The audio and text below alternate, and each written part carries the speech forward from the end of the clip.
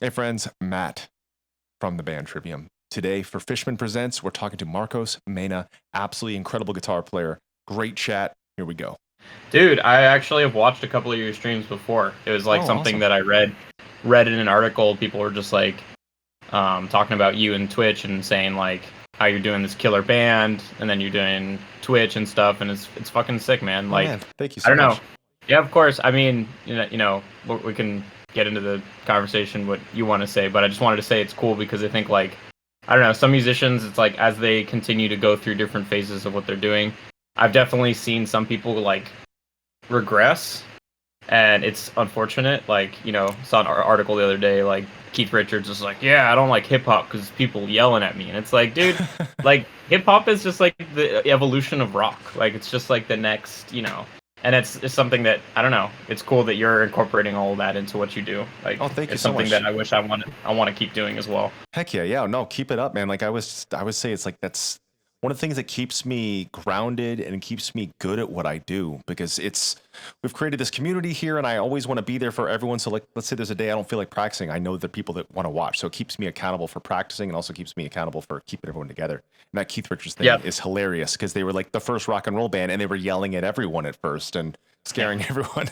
Yeah. No shade, man. Like, I'm not trying No, to. I agree. No, I It's agree not. with It's you. not the beef Yeah. hour with Marcos. It's just No worries. it Yeah. just disappointed me. But much love Yeah, for absolutely. Yeah, no, listening and all I that. see this stuff all the time. Like it's all about like, rising tides raise all ships. Like I always say that in like the metal world, like try to bring everyone up, like newer bands, but also everyone doing something different, doing something they love. But That's sick. That's yes. sick. But yeah, pleasure to meet you. Thank you so much for taking the time. I've Of course, been man. your guitar playing is incredible. I love what you do, but today is all about the origin story of you, how we got you to where you are today, and all the things that are coming. So to begin, when did you first started noticing music in general? When did you first start going like, I like music? What were some of the first bands, and what led you to picking up an instrument? I mean, dudes, fucking, you're right. You're right there, man. Because it's like, I always played music, but it was like my mom is more of like an oldies classical, person. My dad was really into like a lot of Hispanic music, so like we do like Afro-Cuban or like a lot of like Mexican music. So that stuff's cool, but it's not rock. So eventually I found like some. I think the first real band that I liked was like the Beach Boys, and then after that it was like Disturbed or something. It was like such a crazy twist, but it was just like the sound of the electric guitar, man. It's like such a crazy just thing. It's just like so intoxicating because you get in metal music, it's just like this chug, and it sounds like totally just I don't know, otherworldly. But then I heard Hendrix for the first time like a year after that because I started getting into guitar, started playing a bit. I got an acoustic, so I couldn't really do all that metal stuff. But then eventually I got like an electric, and I got a subscription to Guitar World. So in Guitar World, they're like every 2 pages they're talking about Jimi Hendrix. I'm like, who's this guy? Like because my parents were not rockers. They didn't. Jimi Hendrix is not on their radar. So I like look up Jimi Hendrix. I get a couple songs. I put in Voodoo Child, and it was just like, oh, okay, this guy's doing something else with it because it's like he's got the wah going and he's bending it and he's doing like there's like tape delay. So I don't even know what the fuck was going on. I was like, this is super sick. So it's just like I think that is the impetus of it, and it's just kind of been the through line. It's like there's so many ways to change up what you're doing and you can really speak through the instrument. You know what I mean? I think that's the beauty of music in general, but with the electric guitar, you get this other sort of thing where it's like you have the pickup and the effects and all that stuff. That's stuff that I didn't really get, with like piano or violin. It's like stuff you can do, but as a kid, you're not thinking that way. You're just thinking like, okay, it's easy. I can just plug in this pedal and I can do this. Of course, like there's violin players who are doing like all sorts of crazy stuff. I went to art school. I've seen it. All the crazy shit you can do with anything. But I was just thinking solely like in the context of rock music. Like I need to understand this vocabulary and I need to understand like what's going on here. That's a fantastic point. I've never thought that the other instruments don't have things that you run through. And They you just can, don't. but it's not inherent to the. Yeah. You can't because I can play the electric guitar, but it's like you can't really. You got to plug it into an amp. It's like a through line. It's a necessity for it, right? Yeah, absolutely. So, Yeah, that's really interesting. That's a cool point. Like it's been obvious, but I didn't think of it till you said it like that. That's really cool. yeah. So once you started kind of like checking on the Hendrix stuff, and where else you start going? What other styles of music started calling out to you? Like, what were some of these bands, or like who else made you want to play guitar? Oh man, it's like I think that's the cool part about music is I've loved so many different genres, and that's been great. But also it was like kind of frustrating for a while because like got really into like metal. It's like cool, dude, I'm gonna be a metal guy. And then like after like a year and a half, I found like punk, and I'm like, okay, actually punk's kind of more my thing right now. Like it's just a little more, it's not so the sweep picking. Like I couldn't get that down, so I was like, I can't. So then I got into like from punk, it's like there's like kind of that new wave association, like indie rock. So I got really into that, and I was like, yeah, dude, I don't practice. Like I just plug in my DD7 and I just make a shoegaze riff. Like that was me for like a whole year. And then it was like, then I had my shred phase, and I was like, yeah, dude, I'm gonna be like Eric Johnson. I like to learn clips. So it was like every year was something different until I was like 18 or 19, and then I started taking guitar lessons from this guy because I never taken lessons. That was the other thing. My mom was not super. She didn't see like a future for guitar as when I was in high school because she didn't understand how that was like monetizable. And I didn't have that answer, so she's just like, yeah, I mean, like you have this, you have that. You're like, how are you gonna fit in guitar lessons on top of, because I was doing like AP classes, like she wanted me to do well. I was like enrolled at Chinese at one point. It's terrible, horrible. I took Latin and nothing stuck.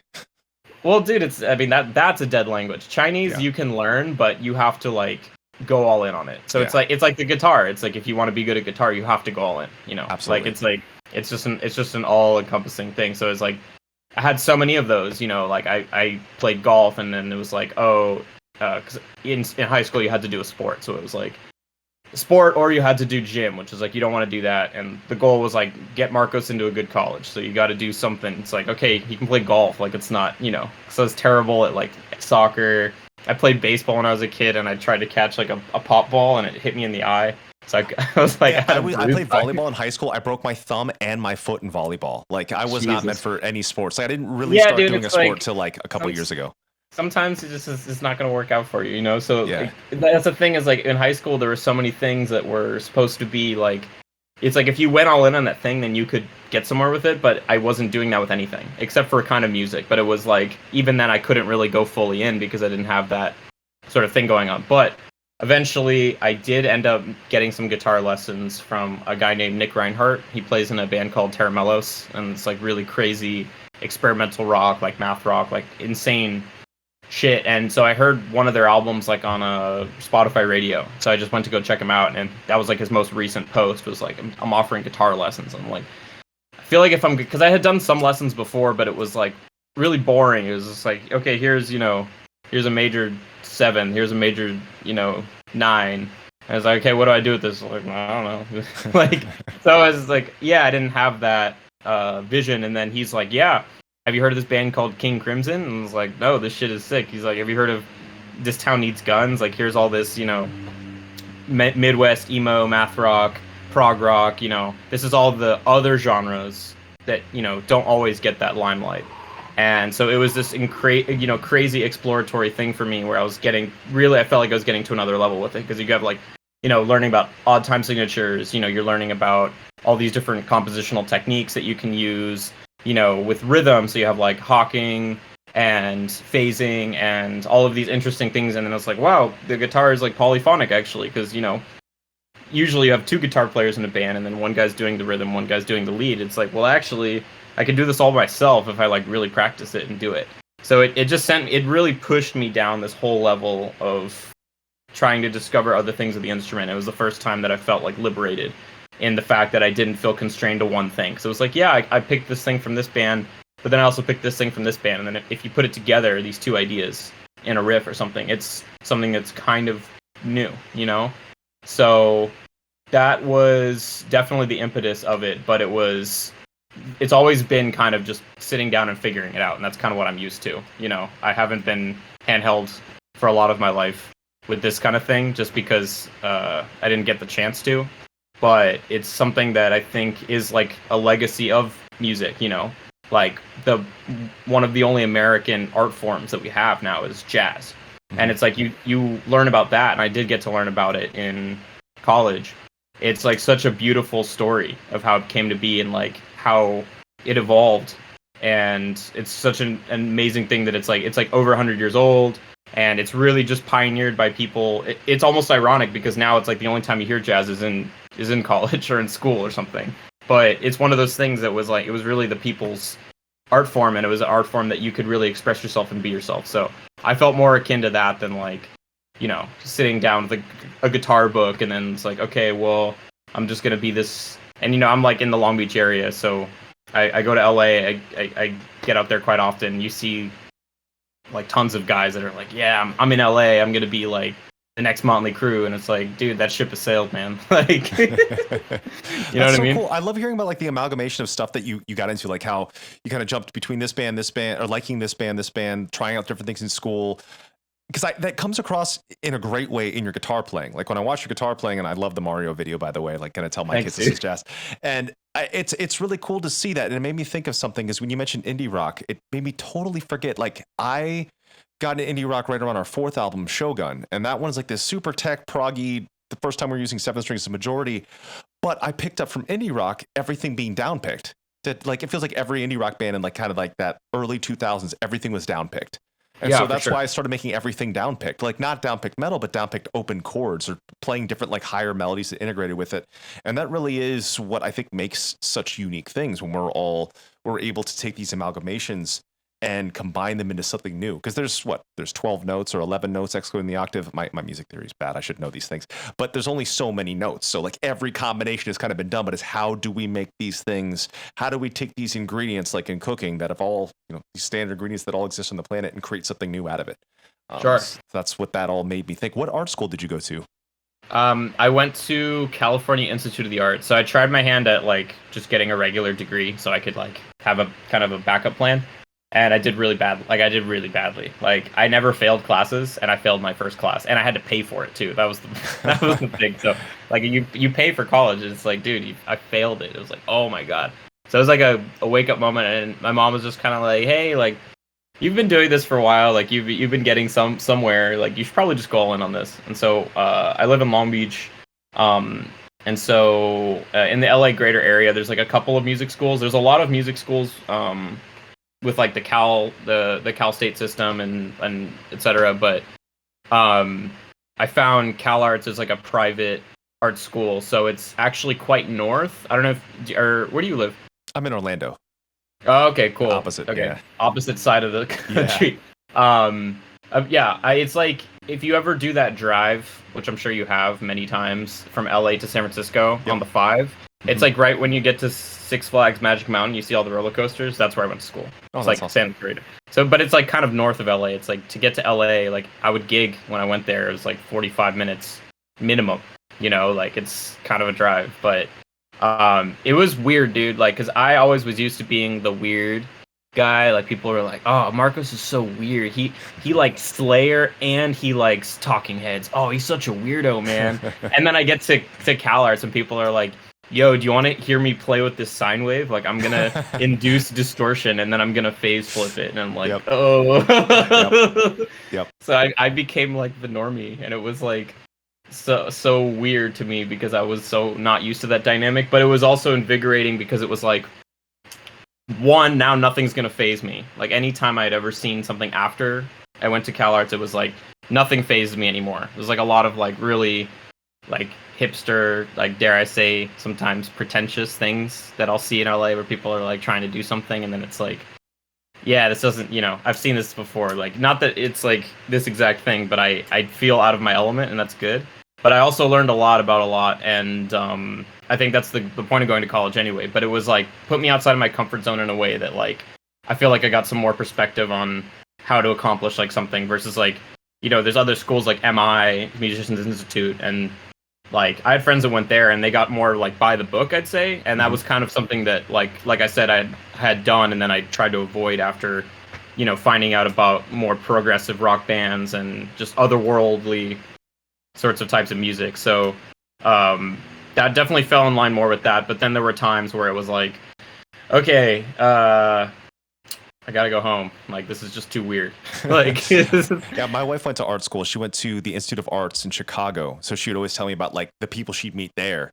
because like, from Orlando, I was the only metal kid in my school. I was the only kid with long hair wearing combat boots and like white cutoff combat pants and like a Crisian shirt. Oh yeah. And she was like into like noisy hardcore, but then when she went to college, discovered all this like stuff and then kind of introduced that to me.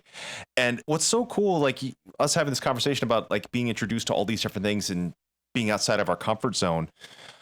I feel like nowadays, generally, not everyone, but generally people are so much more open-minded about checking out different things. Like we're seeing so many 100%. different things kind of blossom and grow that maybe would not have happened 10, 15 years ago. Like I tell stories, I won't dive into the stories, but I've talked before when we first started touring, like we'd be bullied by our favorite bands or their crews or their fans, or like accosted by fans of bands after playing our set, trying to get into our van, like wanting to fight us because they didn't like the way we looked. Because that's when I had like the swoopy, pomaded, like straightened hair and eyeliner, but that was like after the metal look. And so it's like, it's interesting. It's really cool that there are so many of these things, because that's what creates players like yourself and creates like these different things that we all can enjoy. Yeah, that's really cool. Like, because I didn't get to go to college. I started college, but then our first tour came up. I remember asking my dad, I was like, we just got a tour offer. I just started college. I've been in for 3 weeks. What do I do? He's like, you can always go back to college. Yeah. I was like, oh, okay. So then went on tour. We've kind of been out since then. So sometimes I like wonder what like the college experience would have been like, but I guess maybe that was the first couple of years living in a van and like showering in a Waffle House sink. Did you go for music or for something else? It was actually a business. I went for, was it a business school? I didn't have a plan. I didn't know what I was going to do. I was just going to be business because that's what my dad did. But I picked up guitar around 11. I was terrible. And then I got into metal at 12 and then picked it back up, tried out for Trivium. And I've been in Trivium since I was like 12 and a half.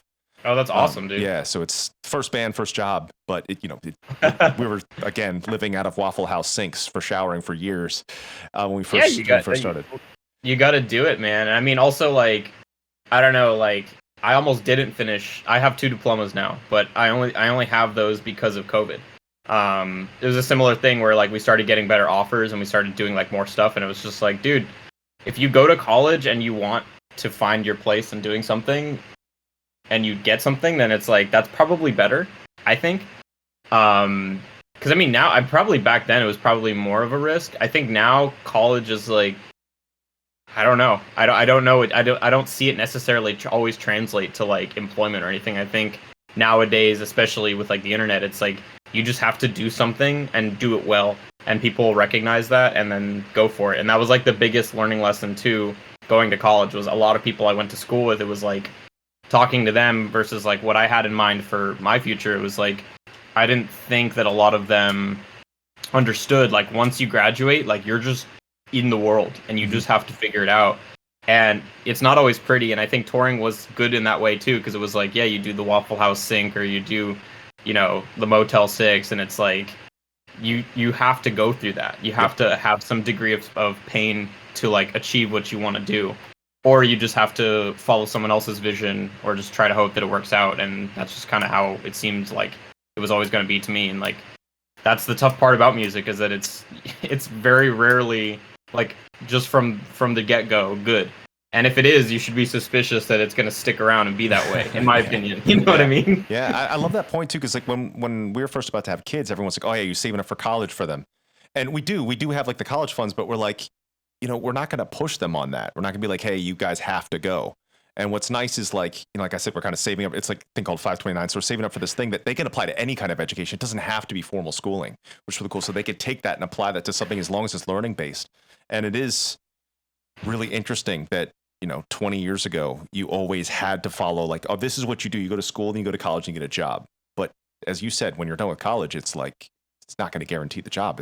You're just floating there like everyone else like is. They even, we had people come into our classes too. And it was cool that we had these, they were like forums. So you have like-minded students and they'd all get together and we would just talk about stuff. And that was actually some of the most helpful stuff, because that's like what you need in creativity, is you need like a group of people. So if you don't have that, which I didn't, that was like super helpful at the time. And we would have like guests come in who had like graduated, and they were like, yeah, man, when you graduate, it's going to be like really rough, man. Like it's going to be like 2 or 3 years and it's going to suck. And you're going to have there's going to be like a sunken area in your couch because you're not going to do anything. And it's like, I don't want that to be my life, man. Like that's really like, I guess that's nice to know if it does happen that I had some solidarity with that, but rough, like fucking rough, man. And I think, it's like you don't want that, but I mean, at the same time, it's like going to college. I don't think is necessary for music and for whatever else. I think the most important thing is that you have like a group of people, and that's what college I think does the best. You know, it's like the reason you should go is that you can find like-minded people, you can build your network and get that. And so like I have my like little college network, but I've made most of my network and made most of my connections just like, again, just doing me. And I think that's the most important thing. And like I don't think it's like, you know, if you ever wanted to go back to college you could, but you have like plenty of network. It's like, you know, unless you wanted to have an enriching experience, which you could, you know, if you ever wanted to do something. Like I definitely could see myself going back and doing something. It's crazy to think that I'm like 1 degree away from a PhD. So wow. If I wanted to just slap that on the table at dinner, which is like the only time I would need to for a PhD, I could say, yeah, I'm actually Dr. Marcos. So Dr. Markey, Dr. Markey or Dr. Marcos, I like it. Your stage name, and it'd be an accurate one. Yeah, so if I get bored, that's probably what I'll do next. That's awesome. So what led you then to start playing the instrument the way that you do? Because I love the way you play it, but you play it unorthodox, you've made it your own, you do the thing that you do. What led you to that? It was like kind of an experiment almost, because again, like the college that I went to is very much like just try something and just, you know, it was very experimental. But the way that I did it wasn't so much about like I'm gonna change the sound of the guitar. I'm gonna change like it was very simple. It was just like drums, guitar. Just see what we can do, you know, because there had been groups that did that before. I don't know if you're familiar with like Hella, or like Lightning Bolt. These are like really cool math rock bands. Lightning Bolt, yeah. Yeah, very noisy. So I'm always been like more melodic based, and so the idea was just like, let's just see how far I can take this sort of idea. And so like I started with just like I actually learned like a lot of piano stuff, because it was like I don't want to play piano, but I wanted to play guitar in a way that I could do 2 voices at once. So it was like really hard at first. Like it was even just trying to keep like a beat with one, you know, I would finger. Love to learn this style too, because I've tried and I'm terrible at it. So I need. It's really hard. It's really hard, and like I wouldn't even say it's like worth it. It's just like something where it's like I've had so much fun, and it's so fulfilling in the end. But it is like not. It's not like another technique where it is impressive, but it's not as hard to get to. Like even tapping with just like, you know, the Van Halen thing, like it is tough, but you'll get it in like a day or two. Whereas like this, it takes like weeks or months. And like I had been friends also with people that do like the war guitar thing, where they do like, I don't know if you've seen these things where it's like a neck in the middle and then you play it like this. I've seen the Michelangelo Badio. I've seen that. Okay, so yeah, there's this whole history that I found looking into this sort of 2-handed tapping thing. It goes back to like the Chapman stick in the 70s. Really? So they had this like, it's like a neck in the middle, bass strings in the middle, guitar strings on the outside. So you tap almost like inwards. Mm-hmm. And there's just a whole community of these people. And it's like kind of this weird thing where like, I think the only time it ever really made it somewhat mainstream was King Crimson. Tony Levin used Chapman stick for I think a couple of albums, and he would use it live. But there's such a weird band, it's like you're never gonna see this thing. But it was the dexterity that really blew my mind. So like I was trying to get into this thing, and I could like barely just keep, you know, this, you know, like an easy one if I ever teach someone it's The Entertainer. It's like a ragtime piece. So like I dumbed it down for guitar. And it's good because the left hand is doing something really simple, just really basic quarter notes, and then the right hand you're doing like some syncopation. Mm-hmm. And it's also not too hard. So if you're, you know, it's like, you know what? So you have to go kind of in between, while the other hand just kind of does this really simple like pattern that is kind of like a dumbed down pattern of what it actually does. And so I could barely do that. And then I was actually fortunate enough to meet someone who did that sort of Chapman stick thing. And he was like showing me all sorts of new ways that he practiced. So even with scales, you know, he's like, yeah, do you practice scales? I'm like, yeah, just like piano, like one with each hand. So you do, you know, and then you could do like one with each hand and kind of back and forth. And then he's like, yeah, but do you pay attention to muting? And I'm like, yeah, it's a pain. Like, it's like I'm playing and then it's just all sorts of string noise and stuff. He's like, yeah, you have to practice like to eliminate that. So he showed me like, he would do it all staccato, like, and then he would take his index right as he's going up here and then mute, like have a finger mute basically. So it was just like every day just trying to fight this thing and just try not to make any noise. And it was just like, so it's just one part of the journey. It was just like there's that whole element to it, you know, and then there's also like trying to transcribe piano pieces on guitar was also challenging, where it was like I started learning the inventions, which are pieces that Bach wrote back in the day for his students. So it's kind of a rite of passage in piano that you learn these things. There's like 15 of them. So I ended up learning 5, and then I gave up because it's just really hard. But I can barely play any of them now, but they're just crazy. It's like you're just going all classical down. So much. Like classical's probably the thing I have on the most.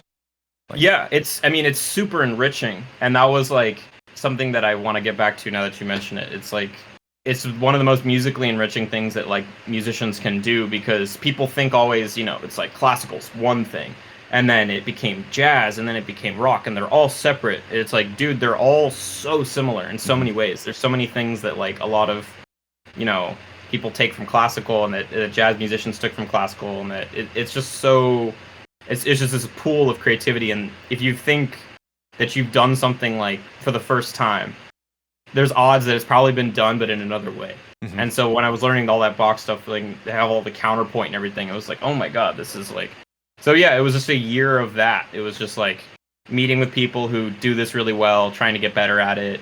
And then I started transcribing the pieces like you saw, like it's like, what if I just did like, you know, some Nintendo covers or stuff, and then I post online and people are like, dude, this is insane. And it's like, well, yeah, I've been doing this for like a year. It's not like I did it like overnight, but yeah, it was just something where I felt that positive feedback where I worked at something, you know, I got some good feedback for it, so I just kept doing it. And then probably the best part was trying to create pieces on my own, because it's one thing to just play someone else's thing, like you're, you know, like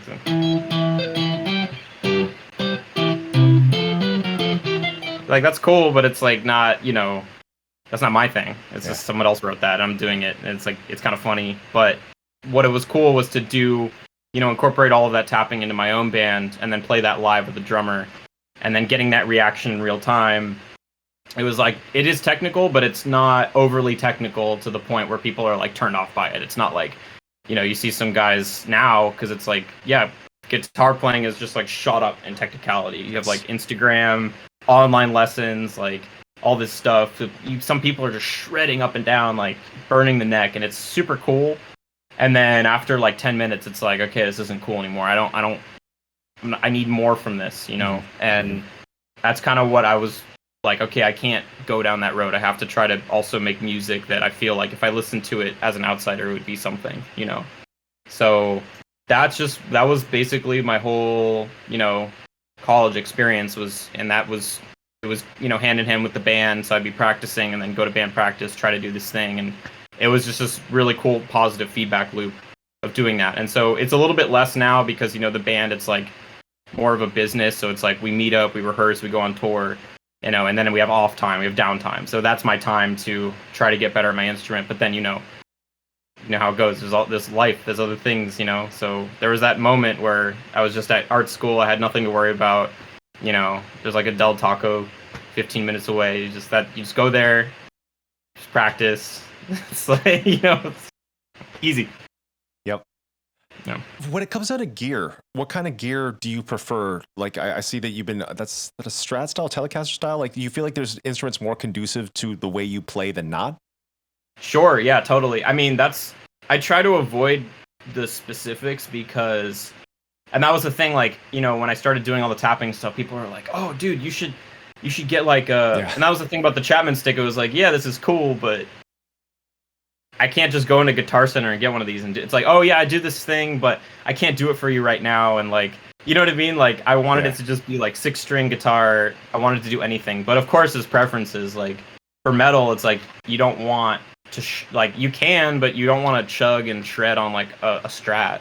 You probably want to do it on like a flatter neck and like, you know, 24 frets ideally, you know. So I think everyone has preferences, and that's been the hardest part because it's not like with metal. I think even that's like something that I've heard from friends of mine that do it. It's like almost like, yeah, dude, we're trying not to use like the 5150. Like we're trying to like do something different, but it's because like everyone does the 5150 and like the EMGs, and it's like they do it because it sounds sick. Like there's no shame in that. But for me, it's like, you know, one of my idols for this kind of thing was like Stanley Jordan, but it's like his gear is like built to like one of a kind, built for him, and like he never talked about that publicly, so it was like just trial and error, like trial by fire. So yeah, I had like Strat guitars, I had like, you know, super metal guitars, and I think where I've landed is kind of somewhere in between. So like right now I'm with Ibanez, and this is like one of a kind that they built for me. Whoa, that's really cool. So it's supposed to have two humbuckers, but like for the tapping sound, you get most of the percussive and whatever other stuff from the neck. So I was like, I just want neck. And they always do really great stuff with necks as well. Because like they have like the Wizard, they're just like super flat. When you have like a neck that's too chubby, I found it's like kind of harder to do the stuff, but it's not impossible. So this just feels super comfy. The neck's not super flat, but it's not too thick. And I think it's also just about like, I think modern style works better for me. You know, like I feel like there's this whole thing with like more vintage guitars where it's like the action's higher, like the pickups have like less output, so you're just kind of like fighting the guitar to like play it. I'm then, with like, you there. I prefer the modern ones. Yeah, it's like, so I get it if you're, you know, for certain styles, it's like it makes a ton of sense in the way you play it as well. But for me, it's like I need the guitar action to be like as low as humanly possible without buzz.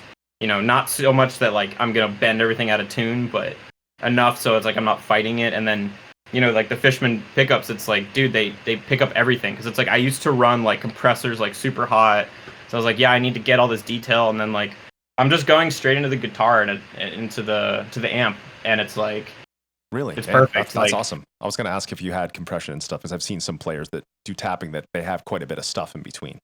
Yeah, and like I wanted to try to avoid that too, because it's like, but that's the thing with the active pickups, it's like they're already compressing a bit, so you just get that and run it in, and now I use like the least compression I've used in like a very long time. That's awesome. So yeah, it's like that's what you want, right? Like you don't want to have to rely on like your gear too much, you know. I've always like, said like the least amount of stuff between my hands and the audience's ears is what I try to do. The best, right? Yeah. Of course there's situations where you need an amp and you need this and that, but it's like I've always been like, even when I practice, you know, I used to practice out of like I think I have it over here, but it was like I went on Craigslist and just bought like a really, really cheap combo amp. And I was just like, no effects, just like a volume knob, and I was like, I only practiced out of that for a long time, because it was like, if I hear something that I don't like, I'm gonna know, you know, immediately. Whereas like with effects, it's like, honestly, if something doesn't sound super great, but you have like delay and like a lot of distortion, it's like, it's funny. All right, man. You mentioned that made me think about Guitar World and the stuff you talked about earlier. When I was a kid, I never wanted to learn guitar parts of bands that had effect pedals on the thing. I just remembered that. Really? Like, yeah, it was weird. I don't know what it was, but you know, I was into like just like radio rock and stuff, and I didn't want to learn the parts that had effect pedals on them. I don't know why. I get it, because it's like if you learn the part, it's not gonna sound like the part, really. Yeah. Like it's gonna sound like the part, but not just without the effects. So I guess I get it. Yeah, and now I'm a hypocrite, because now what I've been trying to do is, you know, a lot of people take the real guitar signal and try to chop it up and make it sound digital. I've been trying to analog make the guitar sound digital, like make it sound like a synth. Yeah, so I've got just like a whole bunch of weird pedals now that I swore I was like, I'm never gonna use pedals again. And we're one of the first guys to use like Axe Effects, then we switched to Kempers. And then one day I was like, you know what? I want to go back to a real head, because I want to feel the percussive attack. And I kept noticing milliseconds of delay between my hands and the speaker. So when I went back to like a cab, or a real head and a cab, like I started feeling that. I was like, oh, there's that percussive syncopation that I wanted to feel. And then now at home, I've got a Miku pedal and like all sorts of ridiculous stuff just to try to make it sound like an Android guitar. That's sick though. Yeah. That's such a cool idea. I don't know, like, and that's kind of goes back to what I said, like, that's the thing that hooked me on the guitar in the first place. It's like that's cool that you could just decide on a whim, like, yeah, I want to do that, because it's like, I don't know, if you learn like trumpet or something, it's like you spend years and years getting your tone and perfect and all this stuff, and then you can't wake up and be like, you know what, dude, Android guitar or Android trumpet. It's just like, yeah, I kind of just know the trumpet, you know, like. Yep. Yeah, I started the other day. I was like, I want to learn all the Japanese traditional instruments. So luckily I found my friend who's a shamisen dealer in San Francisco at a place called Bachido. I was like, can you help me find, I was like, biwa, koto, all these things. It's like, actually, I was trying to get rid of my whole collection. Do you want to buy it for me? So now I have a biwa, 2 shamisen, a koto, shakuhachi, shinobue, and then I'm getting like a taiko set from his friend in Japan. And I'm going to try to teach myself all of these and try to make like new music with them.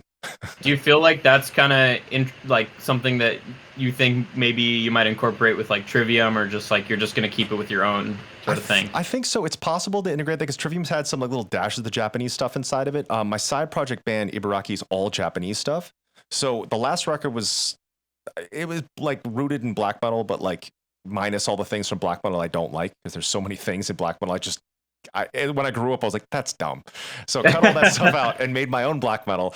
But maybe the next one of that could be all traditional. I'm not sure yet. I'm trying to figure out.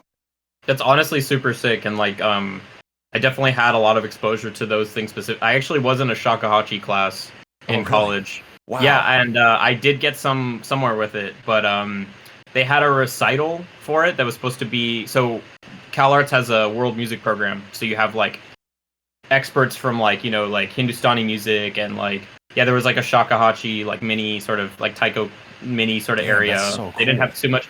It was cool. I just wish that I wasn't so like, I literally had to go like on tour. So I like thought I could like somehow swing it, like go to the recital, and then I just didn't show up. And I was just like, dude, I'm just, you know how it is, like you're just prepping and it's like always like 10 things you have to do every hour, and you're just like, so I was just like running around, and I was like, dude, I'm just not going to make it. And like, I didn't have anyone's contact, so I just didn't show. And then I left for tour. And then when I came back, the teacher was like, yeah, you weren't like at the recital. And I was like, I know, but like, I don't know, I'm a guitar player. I'm sorry. Like, I was doing my thing. That's awesome. I tried that. I felt like I was going to pass out. Like, because I played saxophone. I played tenor sax in jazz band and marching band in high school and middle school, but I never played like a flute. So I don't have the embouchure down for that. And I was like gonna pass out from it. So that was gonna take a minute. But it sounds super cool, and like, I don't know, it's good to get timbres and inspiration from all those things, because it's like, even when I heard, I don't know if you're familiar with like Kodo technique on guitar. Oh, yeah. I did get one of those bridges for acoustic. Someone sold I just watched Eric. I told you I was like super Eric Johnson guy. He was like showing off like one time you can kind of like, I probably can't do it anymore, but like you could like basically like press down, pick, and then just like bend a bunch, and it'll kind of sound like a Kodo, but not really. I'm doing a really bad job, but trust me, it's like way cooler if he does it. I have to check that out. But it's like cool to get inspiration from other things, because then you're like, okay, what's that? Like, I want to try that, or I want to do something on this, and like, I don't know. Now you're giving me ideas. Like, I should go and figure out something myself. No, it's great. No, it's so fun. Like, I feel like all the world music is what's so inspiring. Like, I love food, and anytime I don't cook anymore, but when I used to cook, I would always make sure I have whatever style of food I'm making, that world's music. Like, I love Brazilian culture, so I'd make Brazilian food like feijoada and caipirinhas, and I'd have Brazilian music on. Or like, anytime I was about to go to like a Turkish restaurant, Turkish music, something like that. I'd always try to pair the two things. I love making. That's so awesome. That's so worldly too. Like, I mean, it goes in line with what I said in the beginning. It's like cool that you're willing to just do new things and just be like, yeah, I'm just gonna do it. Yeah, absolutely, absolutely. Same thing with like there's no proper Mexican restaurants in town. I love Mexican food so much, so I'd make tortillas at home. I'd make them by hand, have the tortilla press and everything, and make the food. But I'd always be listening to like traditional Mexican music or Rodrigo y Gabriela. And Rodrigo y Gabriela ended up becoming a huge influence on the black metal record Ibaraki. Like, I feel like it's more Rodrigo and Gabriela on the guitar than it is like black metal, because it's more like their weird fills. Did you ever learn any of that flamenco technique? I tried learning the old, like, I loved, what's the wedding song? I always forget the name. Canon in D major? Yeah. Pachelbel's Canon. I wanted to learn that. I wanted to learn all like the churchy sounding Baroque classical. Yeah. But like you said, it takes so much specific time that the things that I needed to focus on, like, I finally gotten better with that. I used to, there's just as you did. I looked at all these things. I want to try this, and this, and this, and this, and this. But I'll have to pull myself in and rein it back in a bit. That's why I was like, all right, Koto, maybe it'll make sense because it's guitar. But I guess to that end, I should have learned finger picking. So I can kind of do it, but not properly. Finger picking it's like the most like you're not getting it, you're not getting it, you're not getting it, and then one day it's just like boom, you got it. Like That's I good was to like hear. I could not finger pick at all, and now I only finger pick. Like I don't use a pick at all. Yeah. So it's one of those things that like if you do it, I'm sure you'll be fucking sick at it, and like Nice. it'll just like you'll be like, oh okay, this is actually like not as bad as I thought, because it at first it's bad. Yeah, I got to get back into it. Yeah, this has been a super inspiring chat. Like, it makes me want to like try what you do and try all these different things. But if you wouldn't mind, would you mind playing us a piece that you love to play, or like a little segment or something that you'd be down to show us?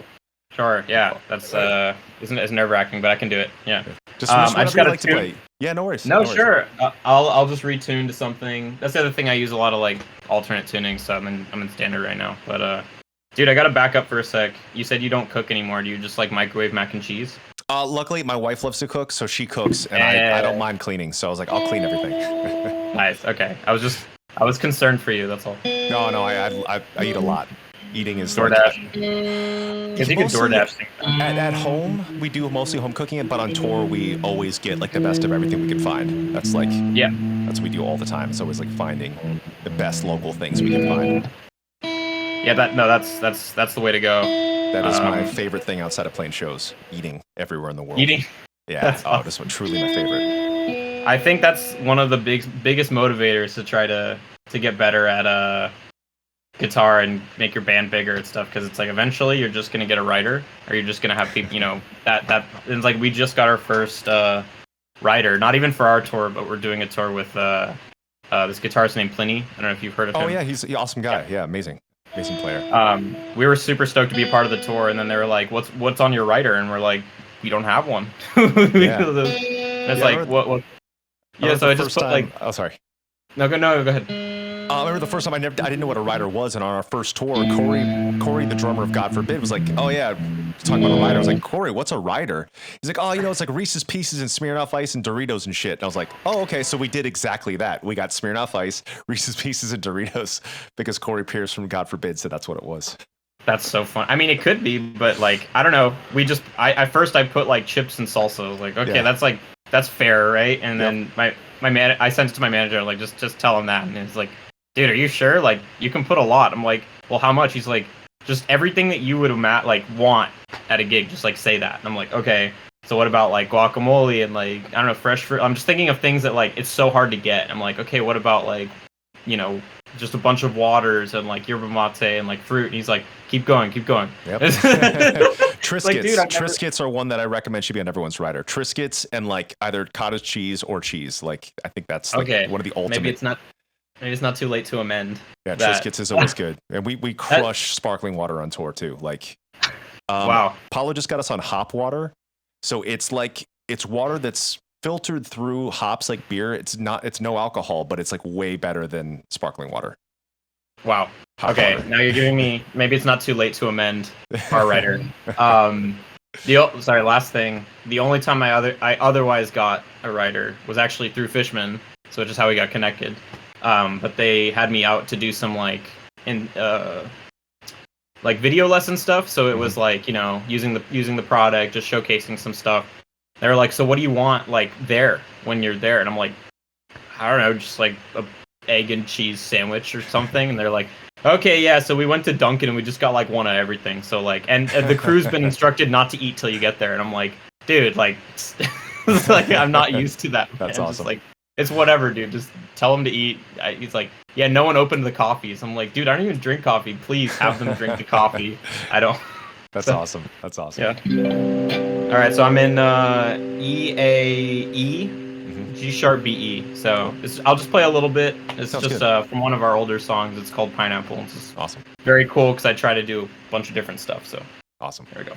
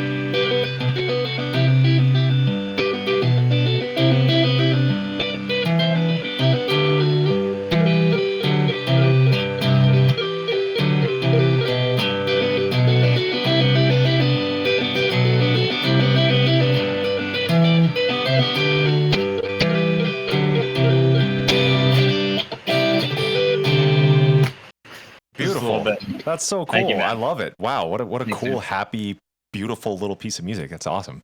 Yeah, that's just like a fun one, and it's funny because it sounds just very cheerful and happy, but it's probably one of the hardest ones to play, like, Yeah. especially when you get to this like the pinky was definitely working up there. Yeah. It sucks, dude. It's like now that's just a part of the set, so just got to do it. Man, that's so awesome. Dude, thank you so much for playing that. Thank you for introducing yourself, letting myself and everyone get to know you so much. It was really a pleasure chatting today. Oh, dude, thanks for having me. It's fucking great to meet you. And yeah, you too. I don't know, hopefully we'll cross paths again. I don't know. I think we're actually coming to Orlando, but I'm not totally sure. And you'll probably be gone, I'm assuming. Thankfully, I mean, we just wrapped a 2-year cycle, so we're going to be off for a little bit, which would be nice.